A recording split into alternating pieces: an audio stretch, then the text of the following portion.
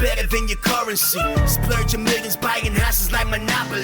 Fucking 9 to 5. Hey guys and girls, welcome to this week's episode of the No BS with Birchy podcast. I'm your host Nathan Birch, and this is a show unraveling the truth to the facade of the 21st century. We're now exiting the matrix and waking up to motherfucking reality. Guys and girls, today going to talk about something which is probably one of my greatest skill sets that I would say. Everyone has their good strengths and their bad strengths, and probably one of the skill sets that I've got is my negotiation skill set. I may not be best at everything out there, and I'm certainly not. I've got great people that make me look good around me, so having a good team is important, but negotiation is probably one of the greatest skill sets that I've got. So a lot of people ask me, Nathan, how do you actually go about getting these properties so far below market value? How come you get the terms that are inserted in the contract so greatly? What is it that is your key to success on that front? And I want to go and take a deep dive into that today to talk about how I've been able to get so many great deals at great prices. So one of my earliest things, like if you look at my childhood, sometimes I have people come out and they're like, oh, we were friends at school. I'm like, I used to get bullied at school. I used to get bashed at school. I didn't have many friends, right? I went to 5 high schools because I couldn't make friends.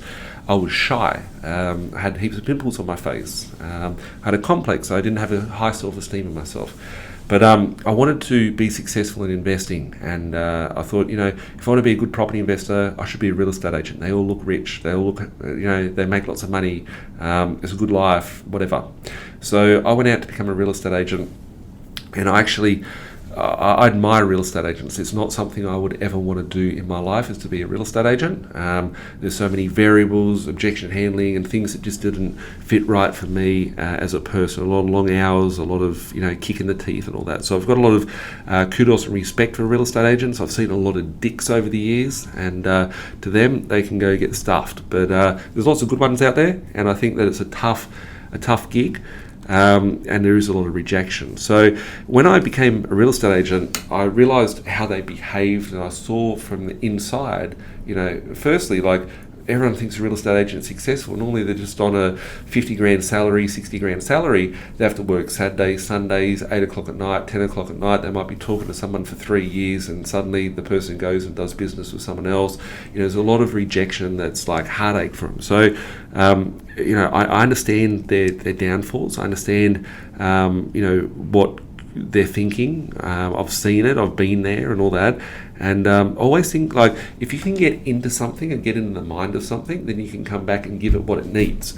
So what I mean by that is, as someone trying to negotiate with the other party, I always sit there and think, okay, what is this person expecting from me? What's their expectation? So if I'm dealing with a real estate agent, and negotiation is in every area of your life, right? Like, people, if you've got children, you're saying, eat your greens. The kid goes, I don't want it, I want my chicken nuggets. It's like, well, how do you deal with that, right? It's a negotiation. It happens day to day in our life. But if you take a backseat and go, okay, what is the outcome? And this is what I look at from my property portfolio. This is what I look at from my business ventures that I go into. This is what I look from everything, is what is the outcome? And I just focus with the outcome in mind.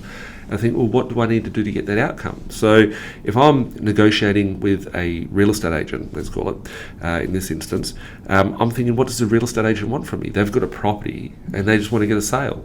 Right? That's as simple as it is, right? That's how 90% of real estate agents work. Some of them will be dicks and they want to get every cent out of the buyer. Probably like 80%, just wanting to get paid. And there's another 20% maybe that'll just be dodgy sort of real estate agents. I don't want to do business with those guys. The ones that want to get every cent out of you, I don't want to do business with them to purchase a property anyway. But when it comes time to selling a property, they're the ones that don't want to represent me when selling a property. So I don't hate them. I'm just like, well, when I go to sell a property, you're probably the best person to deal with, not the other guy that sold me the thing so cheap. So do understand that if you're doing a property transaction, you've got the purchase and you've got the sale, you may not need the same agent for both sides of the transaction. A lot of people just go, okay, I bought it from this guy, I'll sell through this guy, and they leave a lot of money on the table. Looking at, what does that real estate agent want as an outcome. They want a sale, obviously. So how do you get a sale? If we're working in a market like we are today, there's lots of buyers out there. There's people offering 30 grand more, 50 grand more, 100 grand more for these properties. How do you best position yourself? Firstly, I think it's important to remove all the hurdles. So if I'm in a hot market, I try and remove all the objections. I want to be the path of least resistance. If someone does business with Nathan Birch, they know it's going to be the easiest and seamless transaction ever. If I'm going for something different, if I'm dealing in a market which is a very stale market or a soft market, I'll be, I've got more room for negotiation here. I can push things a little bit harder. But if I'm, dealing with someone, I want them to be, taking away all the objections. When I'm dealing with a real estate agent, they have two options here. They can take 50 people through the property on the weekend, and then those people will then want to bring their mum, their dad, their brother, their sister, their uncle, their auntie. They want to bring a tape measure, they want to take a photo of the place, they want to get a selfie, they want to check into the fucking house, they want to do all this shit, and then eventually they go to a barbecue on Saturday night. Their uncle that they don't really like comes out and says, hey, there could be a property crash. The person wakes up on Monday morning, they get scared, they pull out the deal because there's going to be a property crash. And then the agent's like, fuck, I don't have a result, I just wasted all this time. Or the real estate agent could deal with Nathan Birch that goes, I will buy this property and I will sign a contract right now. As a matter of fact, give me your bank details so I can send you the deposit. That there is a very seamless transaction. Like, this guy's begging for your bank details to put the money in the bank account, but the price may be a little bit far away. So I'm removing the need for that.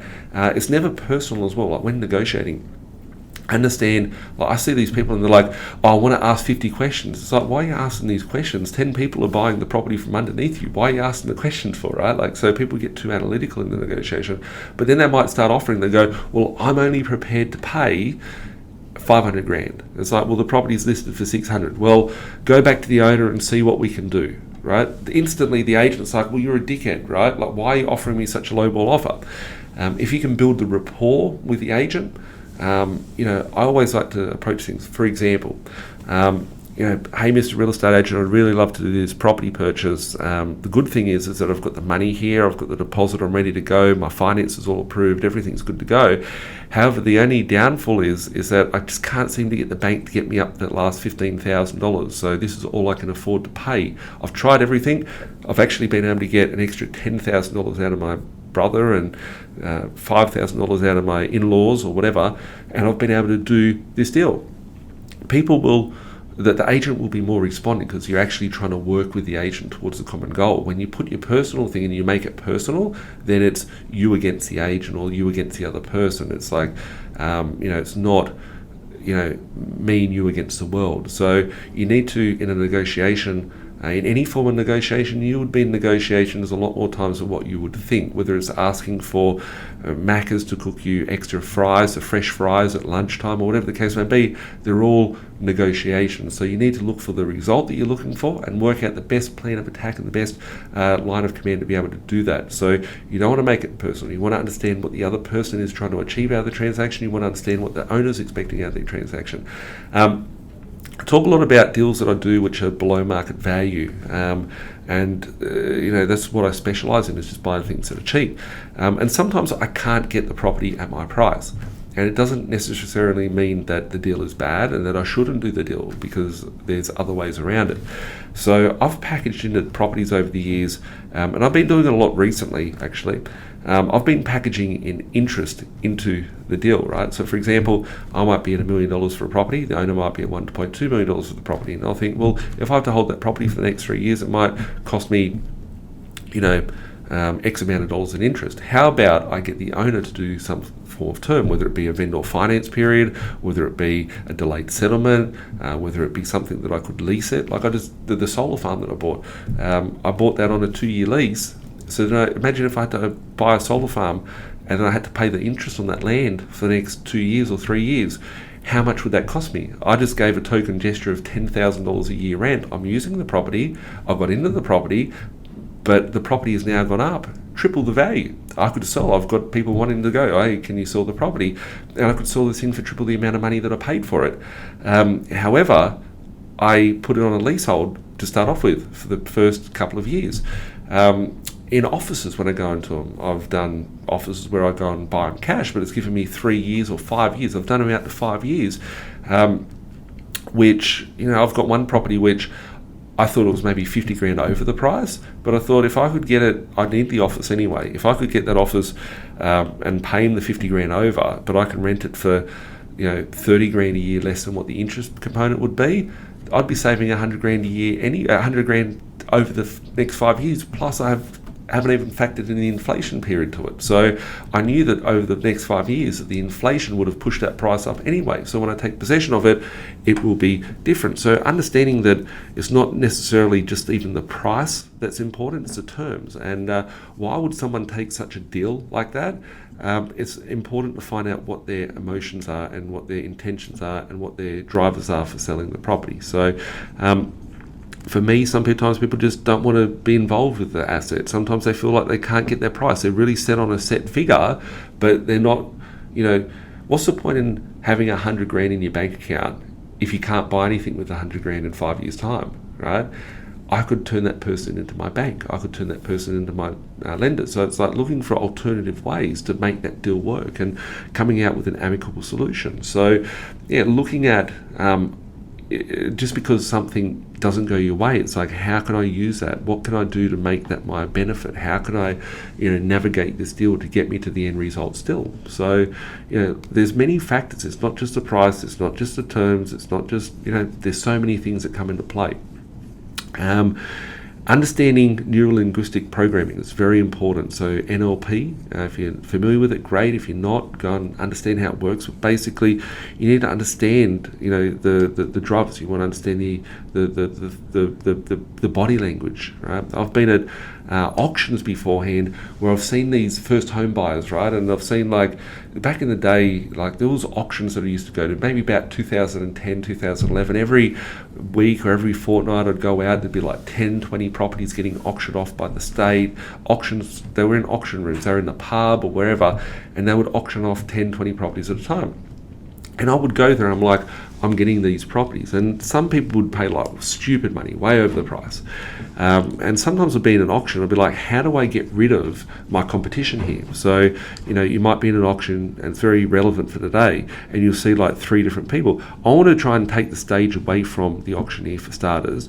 I want to be slowing down that auction as much as I can, because a lot of the drivers that push up the price in an auction is purely just given the fact that people don't realize they're getting caught up in the moment, the emotion of it. So when I go to an auction, I have a set parameter that I'm looking at. I'm like, okay, this is a hard stop. If I hit this point, I'm going to stop. Then I'll have like a soft period where I'll go, okay, I'll go up. If I have to jump in, I'll jump in for that next 20 grand or 50 grand or whatever it is. And then at this point, I'm definitely 100% out of the deal. So when I go to the auction, I'll see these people and I might be bidding against someone. It'll be like 152 and it's like 155 and 160, 165. And I'll see the body language of maybe the wife pulling the guy and going, no, don't bid. And I'll know that there's an entry point for me to be able to go over there and screw them up. So I've literally gone on auctions to slow down to like $50 and $100 bids. So like $50, $100, $162,375, $163,400, those sort of things. And it really screws up the auctioneer by throwing out weird bids.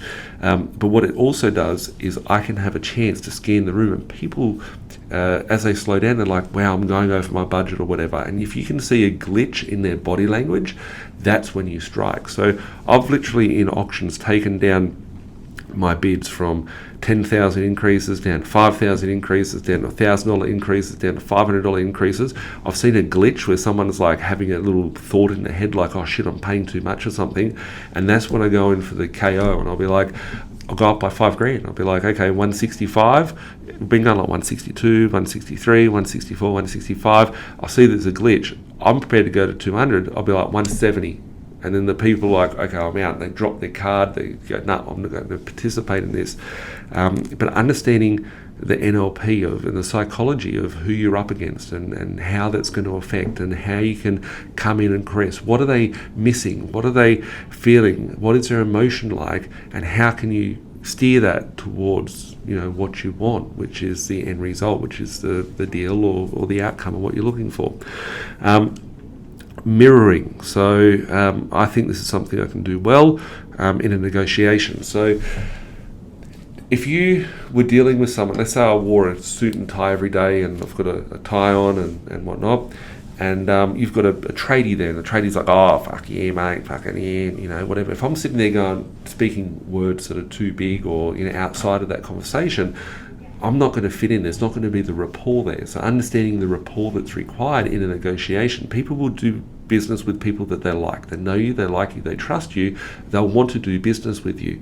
If you can't get the person to have good rapport with you, you can't get the person to like you, you're going to have a hard time negotiating with them. So mirroring, if someone's taken a certain body language or a certain action type or a certain sort of talking style, you want to try and mirror that. You want to try and common grounds, common things that you can work towards, so that people actually start to go, okay, this is my mate, I want to help my mate out. And it's like, shit, you're not really my mate, right? So it's like, it's understanding the psychology of it, jumping in and mirroring the situation so you can be there, present, and as the agent, working with the agent, getting the outcome. And I think a lot of people, that's what I was going back with beforehand by saying, if you make it personal, you've crushed any hopes of mirroring a conversation. You've crushed the rapport.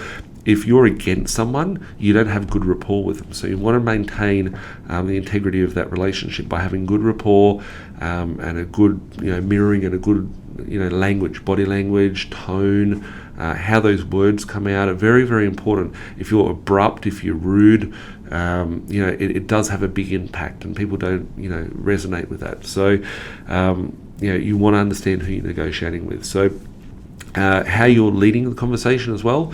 So when you're in a negotiation, I see it so often, if someone's got a child and the kid's like no, and they're chucking a tantrum and they're like, this is what it's going to be, and it's like, shit, you really need to take control of the situation and be a parent, because you're not leading. In negotiation, I see so many times where people don't lead. You need to lead the negotiation. You need to, I do things called assumptive closing in my negotiation. So, for example, the offer isn't accepted. There might be 5 other people. I'll be sitting there going, hey, Mr. Real Estate Agent, here's my offer, I can make it happen at this. And quite often I use a third party. So as I'm negotiating for my investors, I'll be using them as a source, right? I'll try and build my rapport to the real estate agent, like, let's get this done. You want to make a deal, I want to make a deal. I've got it, it's all done. All we need to do is just this one little final hurdle of the price. The buyer, unfortunately, they love the property, they want to do it, they'll be in here tomorrow. If they could get the extra 10 grand, they'd be here straight away. However, they can't get that 10 grand, and I'm trying everything I can here. I know we've got the greatest buyer in the world, we just need to get this price done. What can we do? And then in the talks of the negotiation, I'll be with the real estate agent saying, hey, can you please send me your bank account details so I can send you the deposit? Can you send over the contract so we can sign it now? Sometimes the real estate agents will pick up on that, and they'll say, hey, Nathan, the deal's not done. We haven't got a deal yet. But probably 80% of the time they'll be like, okay, what's your email address? I'll send you the contract. That is leading us towards, once the agent is walking down a path like they've already sold the property to you, they start rejecting the other parties that are around you. So you want to have them and lead them to your result. If you're not leading the conversation, they're leading. They're like, there's 5 other buyers here, you're screwed. You want to try and take that power back into your hands and be able to lead the conversation yourself to get the result you're looking at. Ultimately, you don't want to be caught up in emotion. You don't want to be able to, have every cent and penny shaken out of you from the deal. So you need to, not get emotional, but B, work in line to get that result you're looking for, and leading that conversation to a successful sale or result to yourself is the ultimate. Assumptive closing is very, very important throughout the process, because the agent will be like, okay, I've just spoken to 5 people, they've all asked for a contract, or I've spoken to 5 people and they've all put offers in, whatever the case may be. But being the one that says, hey, I want your bank details, I'm sending you the deposit now, it's sort of, taking and removing. It's like saying, hey, those other buyers, don't worry, they haven't given you the deposit yet, I'm giving you the deposit. we've got a deal. So, but it's not something you come out very candidly and say. You want to be, nurturing that. It comes back to the relationship. If you don't have rapport, you don't have a good relationship, you don't have, clarity on the end result, you're not going to be able to negotiate well. So I always have clarity. Like, doesn't matter if it's my property portfolio, doesn't matter if it's a business plan, doesn't matter if it's a goal, I always have clarity in the end goal. And then I can work whatever I'm working with to get closest to that goal as possible. And if it's in a negotiation, it's getting that result and getting the signature and getting the property or the outcome of whatever I'm trying to negotiate on. So, getting that goal, having that goal clear, having good rapport with the other side.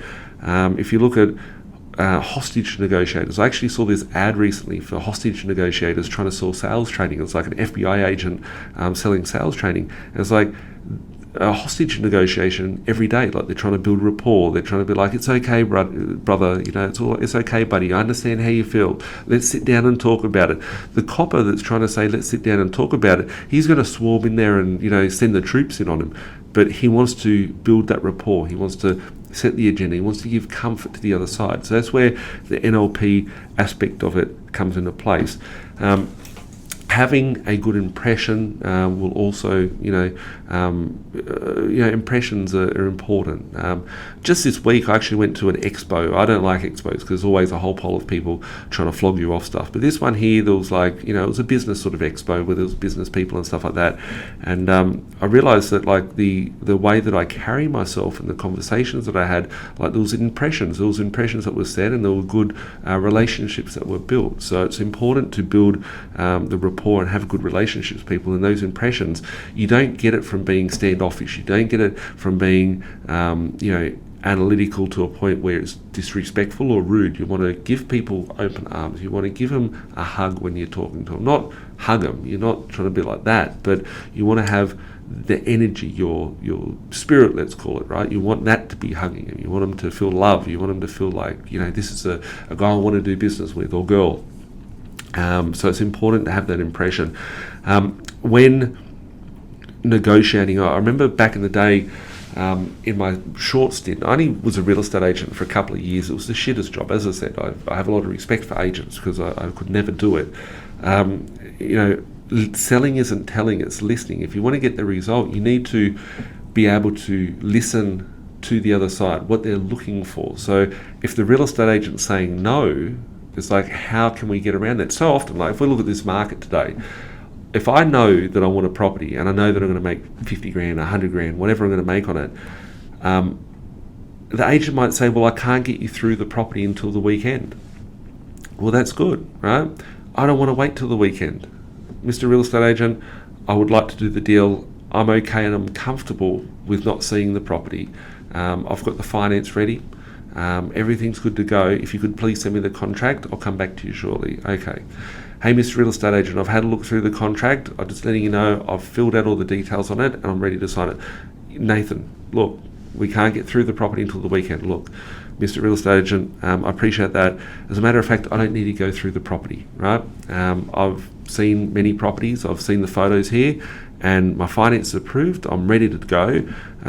This property, I'm happy to buy it sight unseen. Real estate agent goes, are you sure you don't want to see it, right? So what I'm doing here is I'm giving him green lights to the city. He knows all he has to do is take my contract, sign it, and then it's done.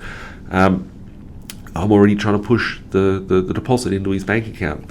I'm giving him comfort knowing that I don't need to go through there. I'm not going to be one of those annoying buyers that takes their friends through, their uncles, their aunties, their brother, their sister, their mum, their dad. I'm just saying, I'll buy the property. We're cool. Here's the details. Let's make it happen. But what I'm doing is I'm also setting up and I'm leaving little crumbs for when I'm coming back in the future. So imagine we're going on a journey through the jungle, right? People tie like a ribbon around a tree. They mark where they've been so they can go back and follow their tracks. When I'm doing a deal, if I'm doing this and taking away all of my protection, I want to make sure that I'm putting in there a cooling off period or a finance clause or a due diligence clause or whatever. So there's things there to protect me, to pull me out. I'm making a decision, right? I can do a contract now, not go to the open home on the weekend, save myself 100 grand because I know that there's going to be most likely 20 other people out there. Or I'm going to be paying 50 grand extra there. Or if this guy takes it, I'm taking a gamble on the property not being okay, and it might cost me $500 on the pest and building report, but I know I'm buying it 100 grand cheaper or 200 grand cheaper. In that pest and building report, I still have the opportunity to pull out. Better than that, in that period, I've got the opportunity to renegotiate and get the price down cheaper. But when I renegotiate, I'm in the contract. The thing is that there's not 20 people at an open home that are going to offer more money than me. I've isolated the situation. I've got the agent. The agent's worked hard. He's done everything for the last 2 weeks. I go back and I say, hey, look, everything's looking good. However, I've been told there's some very critical issues here with the property that could cost tens of thousands. I'm happy to look past that. I need to get myself an extra 5 just to cover some of the really urgent things that we need to, attend to. If I'm negotiating on behalf of someone, even better, because then I can be like, hey, Mr. Real Estate Agent, everything's looking good. The finance is approved. Everything's ready. I've got one little hurdle I need your help with. And the real estate agent will be like, oh, okay, what's that hurdle? It's like, well, the buyer wants to pull out because of the pest and building. The agent's like, what the fuck? And at that point, it's like, look, I've been able to keep them together on the deal. It's meant to cool off today. However, we need to get the price renegotiated. If you can get the buyer wanted 15 grand off, 20 grand off. The pest and building inspector said how the bathroom's fucked, this is fucked, that's fucked, the next thing is fucked. And they're all pretty common things anyway. But the buyer's been really scared by the pest and building inspector. He's spoken to blah, blah, blah, whoever, really concerned. I've been able to keep the buyer on the deal, which is great. I just need to get 4 grand off the deal. Right. What can we do to make that happen? The real estate agent, 4 grand, the owner's going to tell me to fuck up. Well, look, see what you can do, right? See what you can do. Agent will come back. They told me no. I've got $500. Okay, cool. Now I've instantly got $500 back out of the deal. Look, I've gone back to the buyer. They're still sticking at their 4 grand. Maybe if we can get up a bit higher, I might be able to get them down a bit more. What can you do with the owner? Look, I've spoken to the owner twice today. He's come back and he said, look, I'll do the deal if we can do 2 grand. So instantly I've met halfway in the middle. Okay, look, I'm going to see what I can do. I still think the buyer's too scared. Let me see what I can do. Hey, Mr. Real Estate Agent, buyers come back to me. I've been able to convince them that if we can do it for 3 grand, we can keep the deal together. The real estate agent will run off, go to speak to the owner and say, hey, look, the owner's taken the 3 grand, has to call off today. I've just got 3 grand extra off the deal. All it's been is a couple of phone calls, a couple of texts, a couple of emails, and we've got some more money off the deal. But if that had have happened on the day of negotiating the deal when all the other buyers were in the room, you wouldn't have to stand a chance. So you need to isolate the situation and try and negotiate on your terms, not on someone else's terms. What other sort of things are there? I think we've covered off on a lot today, but most importantly, having clarity. As I always say, it doesn't matter if it's your property portfolio, it doesn't matter if it's a business plan, have clarity on the goal, have clarity on the end goal. And probably the most important thing, everyone says your IQ is important, your EQ is very important, your emotional intelligence, keeping your emotions in check. In a negotiation, it's not me against you, it's me and you together with a common enemy. So the common enemy could be anything. It could be the market, it could be Corona, it could be all the other buyers out there, it could be, in most instances, it's a third party that's the issue. I'm trying to side with the person. I'm trying to build greatest rapport with the person as possible. I'm trying to be respectful. I'm having understanding from listening to them, their outcome of what they're trying to achieve, and I'm trying to direct them towards a happy outcome which is happy for both of us. And it's only until you jump into the body of the other person, and that doesn't mean sleeping with them, it sounds really bad when I say that, but jumping into their position and seeing their position, that you can really direct the room and the conversation. So if you can jump into the real estate agent's position, you can see where the real estate agent's coming from and what they're trying to have, so you can lead that real estate agent to the outcome that you're looking for. You jump in the vendor's position, you can then see what the vendor's outcome is and then lead that vendor in towards where they want to be. Remove all the hurdles along the way, the obstacles, make it green lights to the city, and you're placing yourself in the best position to be able to get the result of what you're looking for.